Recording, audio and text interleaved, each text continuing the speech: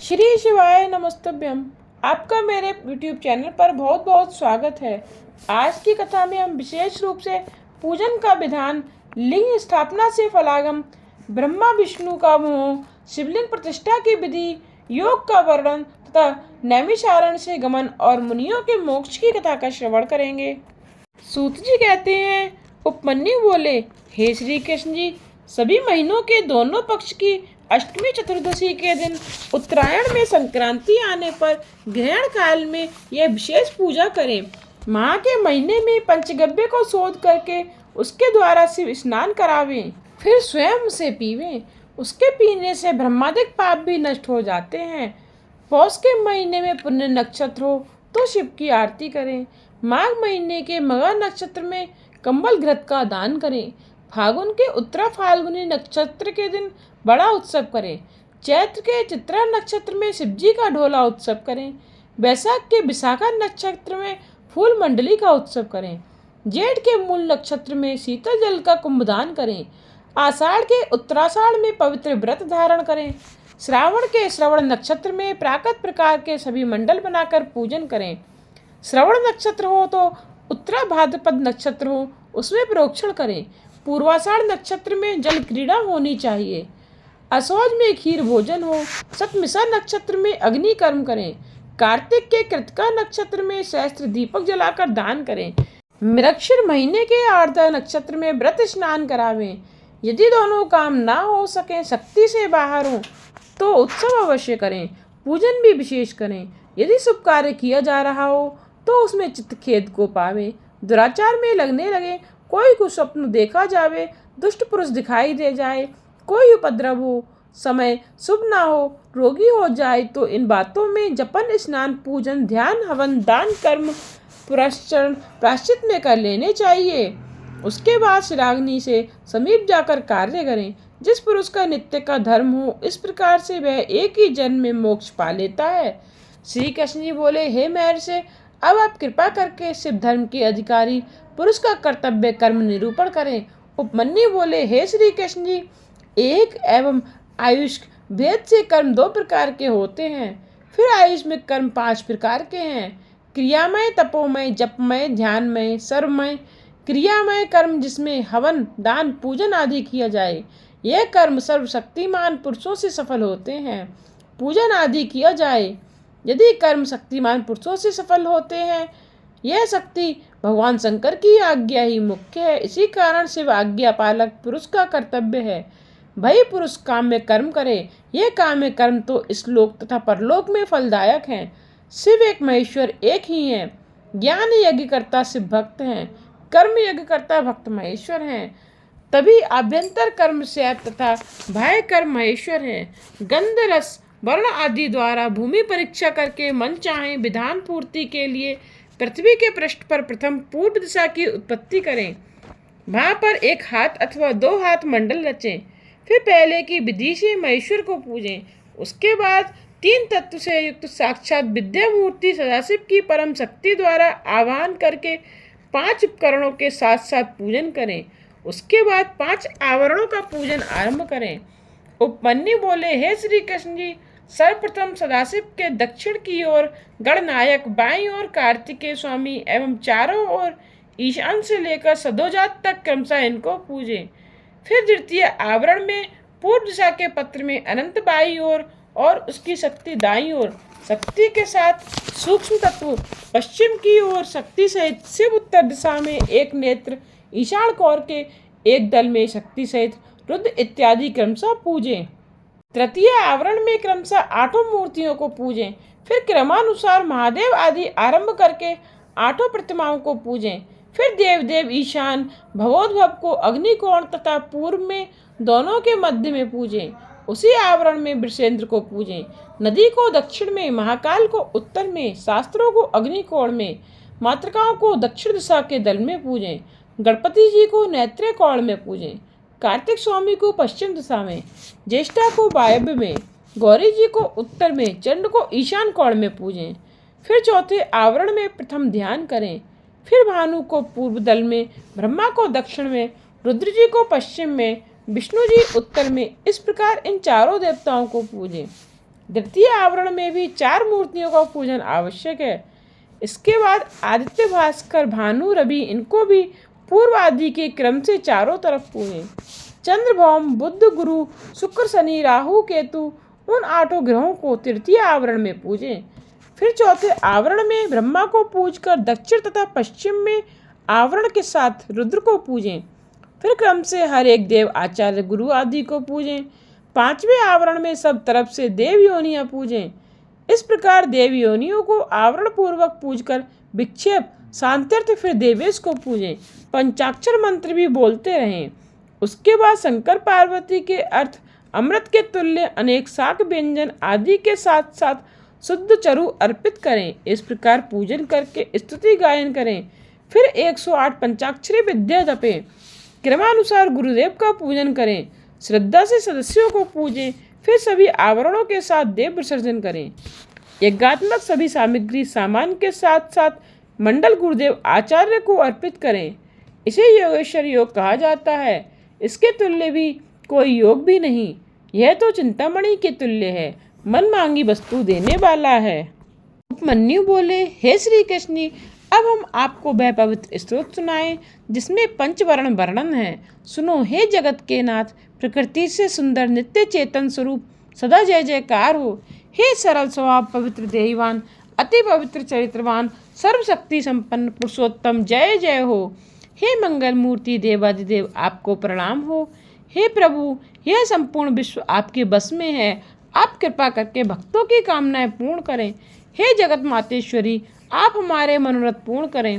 हे गणनायक जी तथा स्कंद भगवान, तुम दोनों शिव आज्ञा पालक हो। शिव ज्ञान रूप अमृत के पीने वाले हो। आप भक्तजनों की रक्षा करो। हे पांचों कलाओं से परिपूर्ण शिव, मेरी अभिलाषाएं पूर्ण करो। हे ब्राह्मण, सदाशिव के चरणार बिंदों में भक्ति करने वाले सदाशिव के पश्चिम मुख रूप भगवान, मेरी कामना पूर्ण करें। हे 8 प्रकार की शक्तियों, आप लोग भी शिव की आज्ञा से हमारी कामनाएं पूर्ण करें। 7 लोकों की माताओं, परमेश्वर आज्ञा द्वारा ही आप प्रार्थना श्रवण करें। हे शंकर पुत्र, देवों के विघ्न विनाशक विनायक, आप सभी विघ्न निवृत्त करें। हे भगवान शंकर, पंचावरण द्वारा संसार को आवृत करने वाले महादेव, नमस्कार हो। हे श्री कृष्ण जी, यह आवरण स्त्रोत है। इसे नित्य कीर्तन अथवा श्रवण करने वाला सब पापों से छूटकर शिव सायुज्य पाता है। उपमन्यु बोले, हे श्री कृष्ण जी, अब मैं शिव भक्तों के लिए उन महान कर्मों का निरूपण करता हूँ जिनमें पूजन, हवन, जपन, दान, तप, ध्यान आदिकों के फल शीघ्र प्राप्त हो जाते हैं। सर्वप्रथम यंत्रों मंत्रों के अर्थ करते हैं। जब प्राण वायु जीत ली जाए तो अन्य सभी वायुओं पर विजय हो जाती है। क्रमानुसार अभ्यस्त किया गया यह प्राणायाम सभी दोषों को हटा देता है, शरीर की भी रक्षा करता है। जब प्राण वायु पर जय हो जाती है तो यह सभी लक्षण दिखाई दे जाते हैं। विष्ठा, मूत्र, कफ आदि सभी मंद पड़ जाते हैं। श्वास वायु लंबी तथा विलंब से आती जाती है। हल्कापन, द्रुत गमन, उत्साह, बोलने में चातुर्य, सभी रोगों का विनाश आदि सबके सब प्राणायाम की सिद्धि से पूर्ण हो जाते हैं। सब इंद्रियां विषयों में संलग्न हुआ करती हैं। विषयों से उन्हें खींचकर बस में कर लेने का नाम प्रत्याहार है। मन आदि सभी इंद्रियां ग्रहण की जाएं अथवा छोड़ दी जाएं तो वे स्वर्ग अथवा नरक के लिए होती हैं। परम सुख तो और है, उसको चाहने वाला विद्वान ज्ञान तथा वैराग्य को अपनाता है। इसी कारण इंद्रिय रूप घोड़े को बस में करके आत्मा का उद्धार करना सर्वोत्तम है। चित्त एकाग्र कर लेना धारणा कहलाती है। एक स्थान तो शिव है, उसमें चित्त को एकाग्र कर लेना उचित है। अन्य सभी स्थान दोषवान हैं, इसीलिए समय की अवधि विचार कर परम स्थान सदाशिव में मन को स्थिर कर देना उचित है। उपमन्यु श्री कृष्ण को पारलौकिक विधि सुनाते हैं। यह विधि सर्वोत्तम है। त्रिलोकी के निवासियों ने इस विधि को आश्रय लेकर अपने अपने पद को प्राप्त किया है। सबों ने अपने अपने पदों के अनुसार सुख, साधन, राज्य प्राप्त किए हैं। यह सब शिवा की अर्चना का प्रभाव है। श्वेत चंदन के जल से उनको स्नान करावे, श्वेत कमलों से उनका पूजन करें, प्रणाम करें, कमल के आसन पर विराजमान करें। शिवलिंग अंगूठे के प्रमाण का हो। शक्तिशाली धातुओं को बनाकर पूजें। सामान्य मनुष्य साधारण मृत्तिका आदि की रचना करके पूजें। बेलपत्रों द्वारा कमल के दाईं ओर बैठे हुए शिव शिवा का अर्चन करें। अब सुगंधित वस्तुओं से उनको सुरभित करें। मूर्ति के दाईं ओर अगर पश्चिम की ओर मैनसिल, उत्तर की ओर चंदन, पूर्व की ओर हड़ताल लगावें। फिर सुरभित फूल चढ़ावें। मूर्ति के चारों ओर गूगल और अगर की धूप जोड़ें। अधिक सूक्ष्म नवीन वस्त्र पहनावें। उनके सामने खीर का नैवेद्य निवेदन करें। घी का दीपक जलावें। मंत्रोच्चारण के साथ परिक्रमा करें, प्रणाम करें। कृत अपराधों की क्षमा याचना करें। इस प्रकार का पूजन करने वाला भक्त निसंदेह शिवधाम प्राप्त करता है। शिव भक्त उपमन्यु ने कहा, हे श्री कृष्ण, मैंने नित्य नैमित्तिक और काम्य आदि जितनी भी सिद्धियां तुमको बताई हैं, वे लिंग और बेर की स्थापना से तत्काल सिद्ध हो जाती हैं। समस्त संसार लिंग का ही रूप है, लिंग में ही सब स्थित हैं, अतः लिंग की प्रतिष्ठा होने पर ही सबकी प्रतिष्ठा हो जाती है। अधिक क्या कहें, ब्रह्मा विष्णु रुद्र आदि देव भी अपने पद पर स्थिर नहीं रह सकते। श्री कृष्ण बोले, भगवान, लिंग क्या वस्तु है? भगवान महादेव को लिंग क्यों कहते हैं? उनमें लिंग किस प्रकार आ जाता है? फिर लिंग में शिव पूजन क्यों होता है? आप मेरी इन सब शंकाओं को दूर करो। यह सुनकर उपमन्यु बोले, हे श्री कृष्ण, सुनो, लिंग तीनों गुणों को उत्पन्न करने का प्रधान कारण है। यह आदि और अंत दोनों से रहित है। यह मूल प्रकृति माया है। इसी से चर और अचर जगत की उत्पत्ति हुई है। शुद्ध अशुद्ध और शुद्धाशुद्ध भेद से यह तीन प्रकार का है। समस्त देव इसी से उत्पन्न होते हैं और अंत में इसी में लीन हो जाते हैं। इसीलिए शिवलिंगी हैं। उनकी आज्ञा के बिना कुछ नहीं हो सकता। लिंग शिव शिवा की देह है, उसी से उन दोनों का पूजन नित्य होता रहता है। सामान्यतः कोई भी लिंग की महिमा का वर्णन नहीं कर सकता। और सुनिए, त्रिलोकी के प्रलय होने पर विष्णु भगवान जल में से सैया पर जा सोए। अकस्मात उनके नाभि कमल से ब्रह्मा की उत्पत्ति हुई। शिव जी की माया से मोहित ब्रह्मा सोते हुए विष्णु के समीप गए और बोले, तुम कौन हो? और ये कहते हुए हाथ के प्रहार से उन्हें उठा दिया। विष्णु ने ब्रह्मा को देखा और शांत भाव से कहा, हे पुत्र, तुम कौन हो? कहाँ से आए हो और इतने दुखी क्यों हो? यह सुनते ही ब्रह्मा को क्रोध आया और वह बोले, अरे, तुम मुझे पुत्र कहकर बोलते हो, जबकि मैं ही जगत की उत्पत्ति, रक्षा और संहार करता हूँ। मेरा जन्मदाता कोई नहीं है। इतने में विष्णु को भी क्रोध मिश्रित क्षोभ हुआ और बोले, हे विदे, जगत का रचयिता केवल मैं हूँ। क्या तुम भूल गए? तुम तो मेरे नाभि कमल से पैदा हुए हो। आज्ञा पाकर ही तो तुम संसार की रचना करते हो। मैं नारायण हूँ और मैं तुम्हारा पिता हूँ। तुम अपने पिता का अपमान करते हो। यह सुनकर ब्रह्मा अधिक भड़क उठे। वाद विवाद करते हुए दोनों में युद्ध छिड़ गया। दोनों तरफ से भयंकर प्रहार होने लगे। अब तो दोनों की कलह देखकर शंकर जी को लिंग के रूप में प्रकट होना पड़ा। वह अग्नि के समान को चमकदार लिंग को देखकर ब्रह्मा और विष्णु दोनों आश्चर्य में पड़ गए। दोनों का अभिमान छिन्न भिन्न हो गया। वे स्वयं लिंग की जानकारी के लिए विकल हो रहे थे। वे लिंग के आदि और अंत की खोज में चल पड़े। ब्रह्मा जी हंस का रूप धारण कर वायु के समान तेज वेग से ऊपर को गए। उधर विष्णु भी भारा का रूप धारण कर नीचे की ओर गए। वे 1000 वर्ष तक घूमते रहे, पर दोनों में से किसी को भी लिंग के आदि और अंत का बिल्कुल पता नहीं चला। वे दोनों जब परस्पर मिले तब उनको बड़ी लज्जा हुई, पर करें क्या, शिव जी की माया ने उन पर अपना जादू फैला रखा था। वह कर्तव्य अकर्तव्य को भूल बैठे थे। अंत में दोनों ने यही निश्चय किया कि निसंदेह यह कोई प्रकाशमान आत्मा है। दोनों ने खड़े होकर प्रकाश युक्त लिंग को प्रणाम किया। शिव भक्त उपमन्यु बोले, हे वासुदेव, उस समय ब्रह्मा का प्रतिपादक ओंकार का नाद होने लगा, पर वे दोनों ही उस ब्रह्मा ध्वनि को समझ ना सके, क्योंकि रजोगुण ने विधि के मन को और सतगुण ने विष्णु के हृदय को घेर रखा था। ओम ये तीनों अक्षर चारों ओर विभक्त कर रखे थे। अकार लिंग के दक्षिण की ओर, उकार लिंग के उत्तर की ओर और मकार लिंग के मध्य भाग में स्थिर हो गया। धर्म मात्रा रूप नाद लिंग के मस्तक पर जा पहुंचा। इसमें विधि और विष्णु दोनों ही परम ध्वनि को समझ नहीं पाए। अब प्रणव ने अपना रूप बदला। इसमें 4 वेद प्रकट हुए। अकार से ऋग्वेद, उकार से यजुर्वेद, मकार से सामवेद और नाद से अथर्ववेद प्रकट हुए। सर्वप्रथम ऋग्वेद ने अपने संक्षिप्त तत्व की स्थापना की। इसमें रजोगुण से संबंधित विधि की आदि मूर्ति थी। इसके अलावा लोकों में षष्ठी, तत्वों में पृथ्वी, अव्यय आत्मा, काल निवृत्ति, 64 कलाएं और ऐश्वर्य आदि विभूतियां ऋग्वेद से प्राप्त हुई। यजुर्वेद से 10 तत्व मिले, सत्वगुण से विष्णु, उनमें संसार की रक्षा, अंतरिक्ष, 3 तत्वों में विद्या आदि सभी वस्तुएं यजुर्वेद से प्राप्त हुई। एक प्रकार से यह संसार यजुर्वेद का ही रूप है। सामवेद से भी तत्व प्राप्त हुए। तमोगुण, रुद्र मूर्ति, त्रिलोकी का संहार आदि सभी वस्तुएं सामवेद जगत से उत्पन्न हुई। अथर्ववेद ने अपनी निर्गुण आत्मा का वैभव वर्णन किया। माहेश्वरी मूर्ति, सदाशिव, निर्विकार, आत्माओं में स्थिति, ये सब अथर्ववेद का जगत है। अथर्ववेद ने तुरीयातीत अवस्था का निरूपण किया। इन्हीं कारणों से मैं अद्वैतीत हूँ। नाथ तो मेरी आत्मा है, प्रधान ईश्वर प्रधान गुण के योग से विराजमान है। समस्त विश्व अव्यस्त, विश्व ओंकार के अर्थ सूचक है। यह ओम शब्द समस्त अर्थ का वाचक है। शिव और प्रणव में कोई भी नहीं है, दोनों एक ही हैं। देखो, संसार के निर्माता ब्रह्मा, रक्षक विष्णु और नाश करने वाले रुद्र हैं। इनमें रुद्र ही दोनों को अपने नियंत्रण में रखते हैं, अतः शिव ही सब कारणों के पर कारण है। तुम दोनों ही इस रहस्य को जानते नहीं हो, व्यर्थ ही आपस में लड़ते हो, रजोगुण के प्रभाव से एक दूसरे के शत्रु बन रहे हो। इसीलिए मैं तुम दोनों को समझाने के लिए तुम्हारे बीच में ही शिवलिंग बनकर उपस्थित हुआ हूँ। सुनते ही विधि और विष्णु का मोह दूर हटा और माया जनित अभिमान के कारण हम अपने को भूल गए थे। हम अपने कृत अपराध को भी न जान पाए। वस्तुतः आप ही तो हमारे न्यायाधीश और निर्णायक हैं।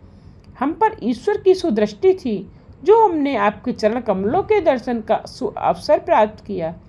दोनों की इस प्रकार की स्तुति सुनते ही शिव प्रसन्न हुए और बोले, देखो, तुम दोनों ही मेरी माया के जाल में फंस गए। अतः अभिमान बस तुम दोनों ही अपने को ही ईश्वर समझने लगे। इस अज्ञान से तुम्हारी रचना छिन्न भिन्न हो गई। मुझे विवश होकर ही आप दोनों के अभिमान को दूर करने के लिए लिंग के रूप में प्रकट होना पड़ा है। यह मेरी लीला है। तुमको सर्वदा माया से सावधान रहना चाहिए। श्री कृष्ण जी बोले, हे भगवान, अब आप कृपा करके लिंग और बेर की प्रतिष्ठा विधि हमें सुनाइए। उपमन्यु ने कहा, अच्छा सुनिए। महीने के शुक्ल पक्ष में किसी दिन शिव शास्त्र के अनुसार अपने अनुकूल लिंग का निर्माण करावे। फिर पवित्र स्थान देखकर भूमि की परीक्षा करके देश के अनुकूल उपचार करें। फिर गणेश जी का पूजन करें और लिंग को स्नान कराने के लिए स्नानालय में ले जावें। 8 या 5 स्थान की मिट्टी, गोबर और पंचगव्य से पिंडी के साथ साथ उस लिंग को स्नान करावें। फिर वैदिक मंत्रों का उच्चारण करते हुए लिंग का जल में अधिवास करें। इसके बाद मूर्ति को सुंदर वस्त्राभूषणों से सुशोभित कर उसका सविधि पूजन करें। फिर चौकी पर उनको लिटावें। पूर्व की ओर से मूर्ति का माथा और पश्चिम दिशा में पिंडी हो। इसके बाद पुनः उनको स्नान कराकर पूजन करें। वेदी की भूमि के ईशान कोण में कमल लिखें। शिव कुंभ में शिव जी का आवाहन और पूजन करें। वेदी के पश्चिम की ओर चंडिका कमल लिखें और उस पर पुष्प चढ़ावें। मांगलिक गीतों द्वारा वहां पर लिंग रखे, उन्हें नए वस्त्रों में लपेटें। इनके आगे फिर कमल लिखें और उस पर विदेश कुंभ की स्थापना करें। वहां पर वर्धनी शैवी की स्थापना करें। फिर पूर्व आदि दिशाओं में श्राद्ध मूर्तियों की कल्पना करें। इनके समीप 4 विप्र बैठकर मंत्रोच्चारण करें और वे हवन भी करें। आचार्य का आसन ईशान या पश्चिम में हो।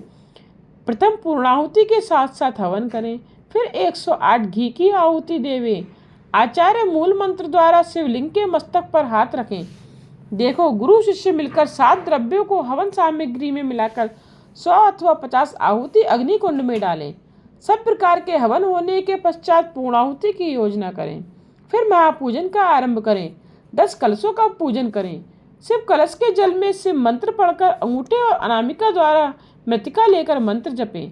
आचार्य लिंग के मध्य में विद्या शक्ति का न्यास करें। फिर शिव घट के जल से लिंग मूर्ति का अभिषेक करें। फिर विदेश के प्रटों के जल से मूर्ति का पुनः अभिषेक करें।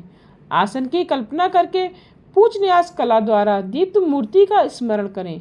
तत्पश्चात हाथ जोड़कर पूजन ध्यान करें। पंचोपचार से उनका पूजन करें। अन्य मूर्तियों का पूजन भी लिंग मूर्ति के समान ही करना चाहिए। पंचोपचार से बढ़कर अन्य कोई भी पूजन लिंग की प्रतिष्ठा का नहीं है। देखो वासुदेव, जलाधिवासर की सैया पर प्रतिमाओं को नीचे की ओर मुख करके सुलाना चाहिए। साथ ही साधक अपने अंतःकरण में उस मूर्ति की स्थापित करे। शक्तिशाली मनुष्य नवीन मंदिर बनवाकर उसमें शिव परिवार की स्थापना करे। अन्य देवों की स्थापना का विधान भी इसी भांति है। हे मोहन, बेर नाम का लिंग लघुकाय होता है, उसका पूजन विधान भी वैसा ही है जैसा कि नर्मदेश्वर आदि का होता है। देखो, सब कार्यों के सुसंपन्न होने के बाद आचार्य ब्रह्मा होता और जापकों को यथावत दक्षिणा देवें। श्री कृष्ण जी ने उपमन्यु से फिर पूछा, हे भगवान, हे मुनिवर, अब आप कृपया योग विधि का वर्णन मुझे सुनाइए। प्रसन्न होते हुए महर्षि बोले, अच्छा केशव, आप सावधान मन से सुनो। देखो, परम योग वह है जिसके द्वारा सभी विषयों से निवृत्ति हो और अंतःकरण की सब वृत्तियां शिव जी की भक्ति में स्थिर हो जाएं। यह योग 5 प्रकार का है: मंत्र योग, स्पर्श योग, भाव योग, अभाव योग और महायोग। मंत्रों का पूर्ण अभ्यास और उनके अर्थों का ज्ञान, फिर मन की स्थिरता का होना महायोग कहलाता है। यदि मंत्र योग को प्राणायाम द्वारा सिद्ध किया जाए तो वही स्पर्श योग कहलाता है। भाव योग वह है जिसमें जीवा मंत्रों को स्पर्श न करती हुई भी मंत्रों का ध्यान करती रहे। अभाव योग वह है जिसमें समस्त संसार का प्रलय के समय से संबंध विचार हो। वह महायोग है जिसमें कि शिव जी में ही साधक की मानसिक वृत्तियां जुड़ जाएं और योगियों द्वारा निरुपाधिक शिव का ही चिंतन होता रहे। इस योग को केवल वही अधिकारी है जो अपने मन को सांसारिक बंधनों से विमुक्त रखता है। वैराग्य भी ईश्वर के निरंतर चिंतन से प्राप्त होता है। देह में अवशिष्ट रहने वाली वायु को प्राण वायु कहते हैं। उसकी गति का अवरोध करना ही वस्तुतः प्राणायाम कहलाता है। वह प्राणायाम रोचक, पूरक और कुंभक नाम से 3 प्रकार का होता है। योग साधक को इन तीनों का धीरे धीरे अभ्यास करना चाहिए। अभ्यास से ही शरीर की नाड़ियों की शुद्धि होती रहती है। इसके अतिरिक्त 26 मात्रा वाला प्राणायाम उत्तम, 20 मात्रा वाला मध्यम और 12 मात्रा वाला प्राणायाम अधम होता है। उंगली स्फोटन, चुटकी बजाने के काल को मात्रा कहते हैं। इसी की गणना द्वारा ही उनकी उत्तमता का पता चल जाता है। इसके अतिरिक्त प्राणायाम सगर्भ और अगर्भ भेद से 2 प्रकार का होता है। जप और ध्यान वाला प्राणायाम सगर्भ कहलाता है। जिसमें जप और ध्यान का भास ना हो उसे अगर्भ प्राणायाम कहते हैं। सगर्भ प्राणायाम अगर्भ प्राणायाम से अधिक उत्तम है। योगी सगर्भ प्राणायाम ही करते हैं। योगी जब प्राण वायु पर विजय पा लेता है तब सभी वायु उसके अधिकार में आ जाती है। अभ्यास से किया गया प्राणायाम शरीर को पुष्ट, स्वस्थ और निरोगी बनाता है। प्राणायाम के सतत अभ्यास से कफ, मूत्र, पुरीष आदि सभी अल्प मात्रा में हो जाते हैं।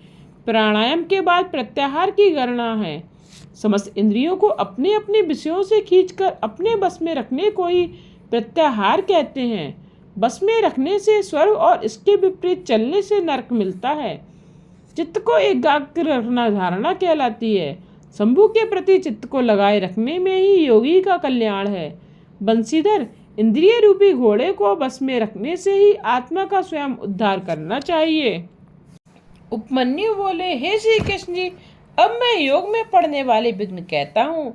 आलस्य, व्याधि, प्रमदा, स्थान, संशय, चित्त का एक जगह न टिकना, अश्रद्धा, भांति दर्शन, दुख, दोमनस्य, विषय के लिए चंचलता इत्यादि 10 प्रकार के विघ्न होते हैं। इन विघ्नों को सदैव शांत करते रहना चाहिए। इनके शांत हो जाने पर सिद्ध सूचक 6 उपसर्ग उत्पन्न हो जाते हैं। प्रतिमा, श्रवण, वार्ता, दर्शन, आस्वादन, वेदना, यही भोग के विषय हैं। जब सूक्ष्म बीत जाते हैं भी प्रकट नहीं होता और यथार्थ ज्ञान हो जाता है, यह प्रतिमा है। यत्न के बिना सभी शब्द सुनाई दें, यह श्रवण है। सभी मनुष्यों की बात समझ लेने की वार्ता कहते हैं। प्रयत्न के बिना सभी पदार्थ दिखाई देने लग जाएं, उसे दर्शन कहते हैं। दिव्य पदार्थों के स्वाद का नाम आस्वादन है। सभी प्रकार के स्पर्शों का ज्ञान वेदना है। इस प्रकार से योगी 6 उपसर्ग पाकर सिद्ध होता है। उपमन्यु बोले, हे श्री कृष्ण जी, महादेव का योगी जन सदैव ध्यान किया करते हैं। इन्हीं के ध्यान तथा स्मरण से सभी सिद्धियां प्राप्त होती हैं।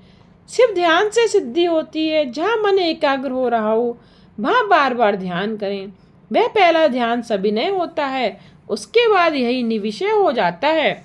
सज्जन जनों का सिद्धांत है कि निविषय मन कभी ध्यान नहीं कर सकता। निर्विषय ध्यानी लोग तो कठिनता से बुद्धि के विस्तार का ध्यान करते हैं। निर्विषय ब्रह्मा में बुद्धि का प्रवेश होता है। इसी कारण सविषय ध्यान सूर्य किरणों के आश्रय वाला समझें। शांति, प्रशांति, दीप्ति, प्रसाद ये दिव्य सिद्धियां देवी ध्यान में प्राणायाम द्वारा सिद्ध होती हैं। सभी आपत्तियों का नाश शांति है। बाह्य आभ्यंतर अंधकार का विनाश प्रशांति है। बाह्य आभ्यंतर प्रकाश को दीप कहते हैं। बुद्धि का स्वस्थ हो जाना प्रसाद है। जब बुद्धि का प्रसाद हो जाता है तब बाहर भीतर के सभी कारण पूर्ण हो जाते हैं। सबके सब कारण शीघ्र प्रसन्न हो जाएं। श्रद्धा पूर्वक एक क्षण भी यदि परमेश्वर का ध्यान लग जाए तो सभी पाप तत्काल नष्ट हो जाते हैं। बुद्धि का प्रवाह जो ध्यान होता है उसका आश्रय ध्येय कहता है। मुक्ति में विश्वास, संपूर्ण ऐश्वर्य, अणिमा आदि सिद्धियां ये सब सिर्फ ध्यान से प्राप्त होती हैं। सिर्फ ध्यान से तो सुख मोक्ष दोनों मिलते हैं। ज्ञानी एवं ध्यानी तुल्य कोई तीर्थ नहीं, अतः ध्यान आवश्यक है। ज्ञान योग जानने की इच्छा भी अनेक यज्ञों से बढ़कर फल देती है। योगी जन योग सिद्ध होकर लोक हित के लिए भोग प्राप्त करके अपनी इच्छा में ही लोक भ्रमण करते हैं और विषय सुख को तुच्छ मानते हुए वैराग्य करके सभी कर्मों को त्याग देते हैं। अनशन करके अथवा शिव अग्नि अपने शरीर को होम करते हुए शिव तीर्थों का स्नान एवं शिव शास्त्र विधि के अनुसार देह त्याग आदि करते हैं। इसमें उनकी मुक्ति हो जाती है। जो पुरुष बेबसी से भी शिव क्षेत्र में त्याग करते हैं वे भी मुक्ति पा लेते हैं, और जो शिव निंदकों को मार देते हैं अथवा उन्हीं से मारे जाते हैं वे भी जन्म मरण के चक्र से छूट जाते हैं। श्री सूत जी बोले, हे मुनियों, इस प्रकार महर्षि उपमन्यु जी ने भगवान श्री कृष्ण को ज्ञान योग समझाया और उसी ज्ञान योग को श्री वायुदेव जी ने ऋषियों के प्रति सुनाया। ऋषिगण जिसे सुनकर अत्यंत हर्षित हुए। उन्होंने वायुदेव को बार बार प्रणाम किया। उसके बाद जब प्रातः काल हुआ, नैमिष तीर्थ में रहने वाले सभी मुनिजन एकांत स्थान करने के लिए परम पवित्र नदी को ढूंढने चले। उस समय श्री ब्रह्मा जी की आज्ञा द्वारा वहाँ परम पवित्र सरस्वती नदी बहने लग गई। उस पर सभी इकट्ठे होकर एकांत स्नान करने लगे। फिर संध्या, पितृ तर्पण आदि नृत्य कृत्य करके ब्रह्मा जी के पूर्वोक्त कथन को स्मरण करके वहीं से श्री काशी धाम के लिए चल दिए। वहां पहुंचकर भागीरथी गंगा जी का पवित्र दर्शन तथा जल एवं परमात्मा विश्वनाथ जी का दर्शन पूजन आदि विधि पूर्वक किया। परम आनंद को प्राप्त हुए। फिर वहां से चल पड़े। तब उन्हें एक परम दिव्य एवं अद्भुत सा प्रकाश दिखाई देने लगा। वह इस प्रकार का तेज था जिसमें हजारों पाशुव्रत की सिद्धियां प्राप्त भस्मधारी मुनिजन विलीन हो रहे थे। उसके बाद वह तेज भी विलीन हो गया। इतना देखते ही नैमिषारण्य के सभी मुनि अचंत हुए। तब शीघ्र ही ब्रह्मा जी के दर्शनार्थ चल पड़े। ब्रह्मलोक में सभी मुनि ब्रह्मा जी की सभा में प्रविष्ट हुए और उन्हें प्रणाम आदि करके बैठ गए। तब ब्रह्मा जी ने कहा, हे मुनियों, सुनाओ, आनंद मंगल में तो हो ना। मैंने तो आप लोगों का वृतांत वायुदेव द्वारा सुन लिया है। यह सुनकर मुनि बोले, हे पितामह जी, जब वायुदेव वहां से पधार आए तब हम सबने यज्ञ समाप्त करके यज्ञांत स्नान किया। फिर श्री गंगा जी होते हुए काशी में पहुँचे। वहाँ गंगा स्नान, विश्वनाथ दर्शन एवं पूजन करके जब वहाँ से हम चलने लगे तो हमें एक दिव्य तेज के दर्शन हुए। उस तेज में सैकड़ों तपस्वी विलीन होते हुए दिखाई दे रहे थे और वह तेज स्वयं विलीन हो गया। हमें इसका महान आश्चर्य हुआ। इसी कारण हम लोग आपके चरणों में उपस्थित हुए हैं। यह सुनकर ब्रह्मा जी बोले, हे ऋषिगण, इस प्रकार के दर्शन से तुमको शीघ्रातिशीघ्र दिव्य लोक की प्राप्ति होने वाली है, क्योंकि बहुत काल तक यज्ञों द्वारा भगवान शंकर जी आप लोगों ने संतुष्ट किया है। उस तेज में प्रवेश करने वाले पाशुपत व्रतधारी मुनि लोग थे। उसी तेज ने इस संकेत द्वारा आपको ज्ञान दिया कि तुम भी यह पाशुपत व्रत धारण करो, मोक्ष प्राप्ति होगी। अब तुम लोग शीघ्रातिशीघ्र सुमेरु पर्वत पर चले जाओ।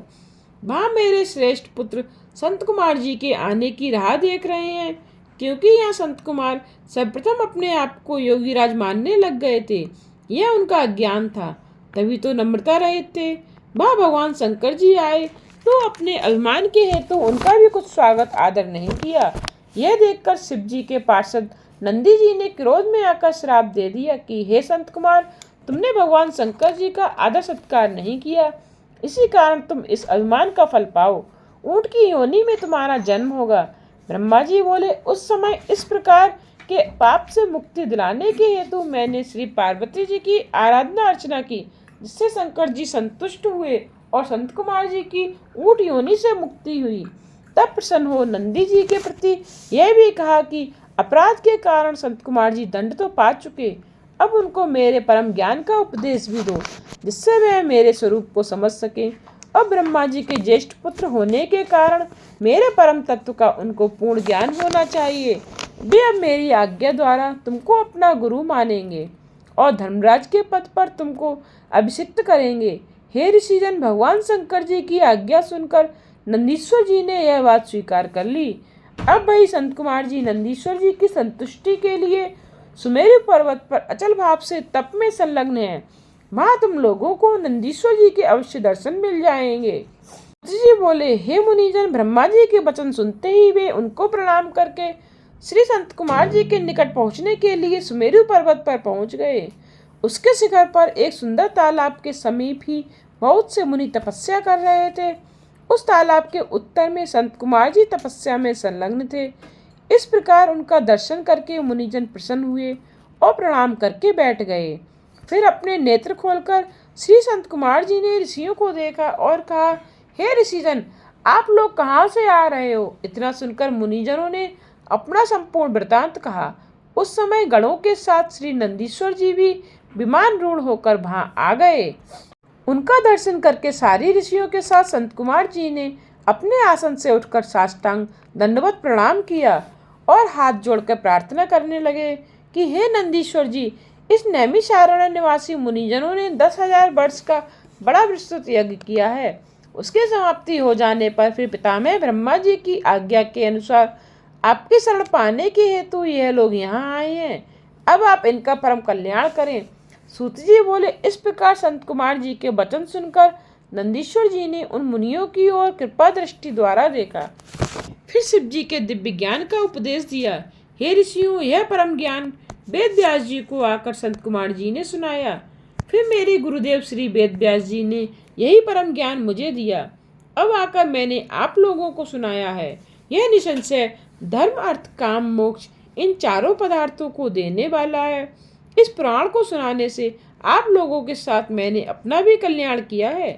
ऋषिगण, अब मुझे जाने की आज्ञा दें। भगवान शंकर आपका कल्याण करें। इस प्रकार कहकर सूत जी चले गए। इसके बाद सभी ऋषिगणों ने प्रयाग तीर्थ पर जाकर अपना महान योग पूर्ण किया। कलयुग आ रहा है, यह देखकर वे वाराणसी काशी धाम में चले गए। पशुपात से मुक्ति की कामना द्वारा पाशुपत व्रत धारण किया। उनको सिद्धि का फल प्राप्त हो गया। उससे संपूर्ण ज्ञान पाकर अचल होकर शिव ध्यान में मग्न हो गए। शिव महापुराण कथा एक बार सुनने से सभी पाप मुक्त हो जाते हैं। 2 बार सुनने से शिव भक्त 3 बार से शिवलोक में शिव सायुज्य पा लेता है। इसी कारण कलिकाल में मोक्षाभिलाषी जन निरंतर ही उस शिव पुराण की कथाएं सुनते रहें, क्योंकि इस पुराण की कथाओं द्वारा ब्राह्मण, क्षत्रिय, वैश्य, शूद्र आदि भुक्ति एवं मुक्ति पाते हैं।